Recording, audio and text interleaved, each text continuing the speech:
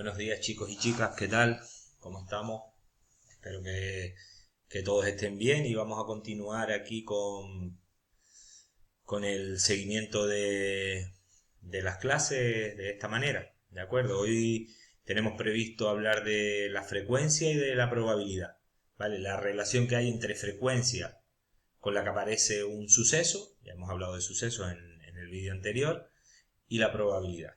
Bueno, lo primero que tengo que decirles es que la probabilidad, ese concepto que intuitivamente yo creo que todos más o menos podemos saber lo que es, no es tan sencillo de introducir de forma matemática, porque claro, ese concepto tiene que servir para todas las situaciones que se dan donde aparezcan experiencias aleatorias, ¿vale? Entonces, en primer lugar, cuando nosotros hacemos un experimento aleatorio, ¿verdad? Y medimos un suceso, cualquiera, está claro que a medida que nosotros vamos realizando esa experiencia aleatoria, vamos a tener una frecuencia absoluta de ese suceso. Imaginemos, por ejemplo, por aquí nos habla del lanzamiento de un dado y el suceso es obtener el valor 3. Bueno, entonces la frecuencia absoluta de obtener el valor 3, pues se calcula sencillamente anotando el número de veces que aparece en función de el número de veces que aparece ese valor 3. Como les iba diciendo, la frecuencia absoluta es el número de veces que aparece ese valor 3. Sin embargo, la frecuencia relativa será el número de veces que aparece el valor 3 dividido entre el número de veces que hemos hecho ese experimento de lanzar el dado, ¿vale? Entonces, aquí podemos ver una gráfica de esa experiencia, de lo que sucede con esa experiencia a medida que el número de veces que repetimos la experiencia va evolucionando, ¿vale? O va aumentando. Como pueden ver, cuando lo hemos hecho 40 veces, la frecuencia relativa se aproxima más o menos al 1,30. Cuando lo hemos hecho 80 veces, al 0,130. Cuando lo hemos hecho 80 veces, al 0,150. Cuando lo hemos hecho 120 veces, pues está por el 0,170 aproximadamente. Después se eleva por encima de esa línea que hemos dibujado ahí, que no es otra que el 0,166, y como pueden ver, a medida que aumenta el número de casos en los que hacemos el lanzamiento, parece, y efectivamente es así, que esa línea se acerca que esa gráfica se acerca al 0,166. Pues lo que me viene a decir la ley de los grandes números es que ese número al que se acerca la frecuencia relativa de ese suceso es a lo que nosotros vamos a llamar probabilidad. Y no es otra cosa que 1 partido por 6, es decir, el 0,166 ese es un sexto. A ver, si nosotros repetimos esa experiencia, ¿la gráfica me va a salir exactamente igual? No, no me va a salir igual. ¿Por qué? Porque no sabemos, o no tiene, y es casi seguro que no va a tener exactamente la misma forma. Pero sí va a tener un denominador común. Y es que a medida que aumentamos el número de casos, esta gráfica va a tender a esa línea. ¿Por qué? ¿Por qué va a tender a esa línea? Porque, como ustedes pueden ver, aquí me da una explicación. Dice, mira, es muy probable que salga un 3 5 veces consecutivas. Bueno, ustedes saben que eso es poco probable, muy poco probable. Bien, pero esa raya, que podría ser una raya que nos desestabilice esta ley de los grandes números, ¿cómo afecta a medida que va incrementándose el número de casos? Pues fíjense.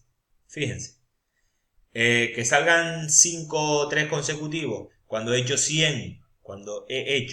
100 experimentos de estos, pues mira, me varía bastante. Me varía 4 centésimas en esa probabilidad.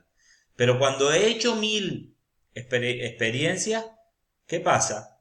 Que ahora lo que me varía son 4 milésimas.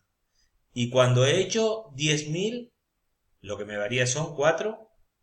Por lo tanto, podemos concluir que la frecuencia relativa del suceso obtener un 3 se estabiliza porque al ser el denominador cada vez más grande, al cociente le afecta menos las fluctuaciones del numerador, ¿verdad? El número de casos favorables a que salió un 3 entre el número de casos totales. ¿De acuerdo? Otra manera de introducir la probabilidad, que tal vez sea una manera un poquito más abstracta, es a través de una serie de axiomas, ¿vale?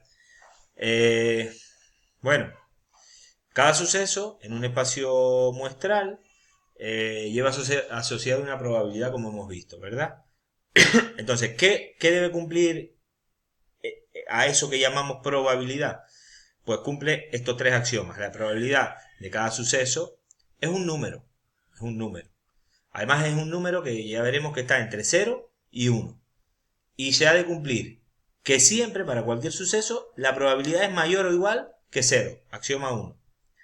Que si dos sucesos son incompatibles, es decir, que no pueden suceder a la vez,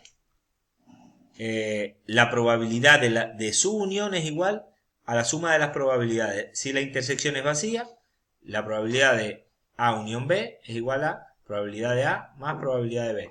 Sucesos que no pueden suceder a la vez, obtener un 1, obtener un 2.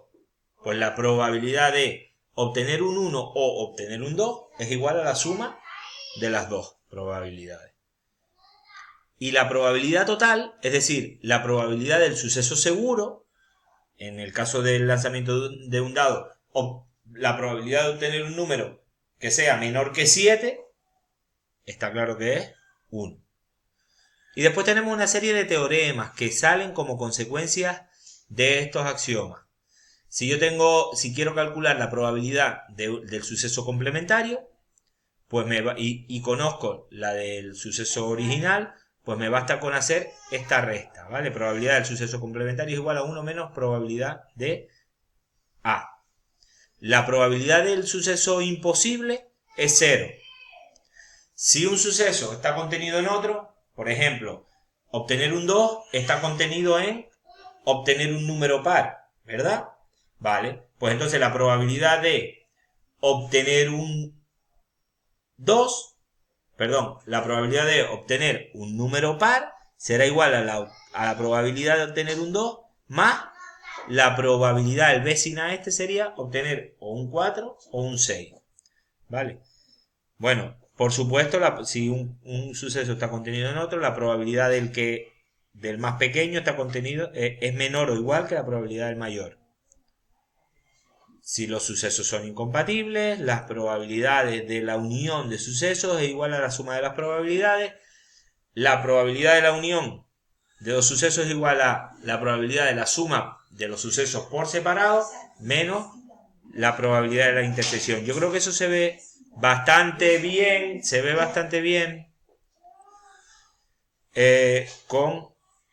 con este diagrama de aquí, ¿verdad? La probabilidad de la unión es igual a la probabilidad de cada uno por separado menos la probabilidad de la intersección.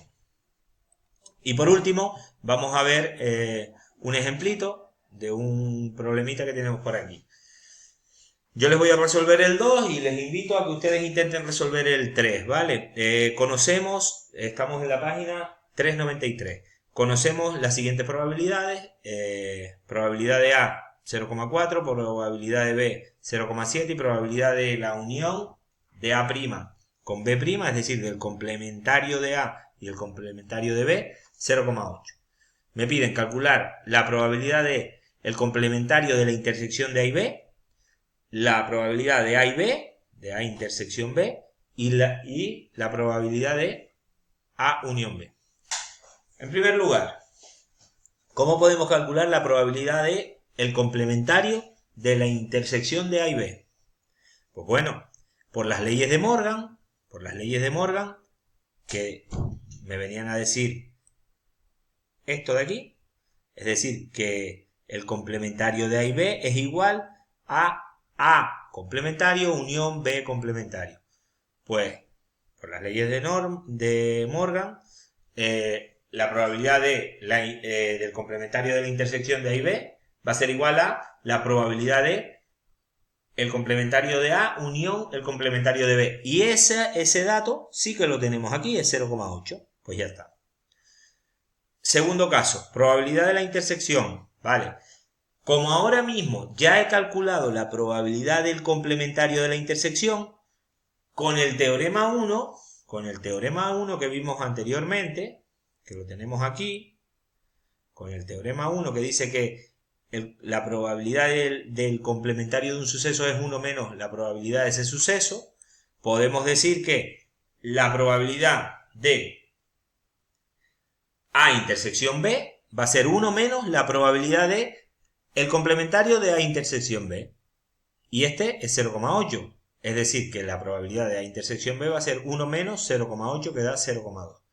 Y por último, la probabilidad de A unión B, pues por el teorema 6, lo tenemos aquí, la probabilidad de A unión B es la suma de la probabilidad de A más B y le quitamos la probabilidad de la intersección. Concluiremos que todo eso ya lo conocemos, va a ser 0,4 más 0,7, que sería 1,1, menos 0,2, que sería 0,9. ¿De acuerdo? Pues con esto concluimos este vídeo. Espero que les ayude para poder hacer el ejercicio número 3. Y nada más. Mañana nos vemos en la clase virtual. Venga, saludos.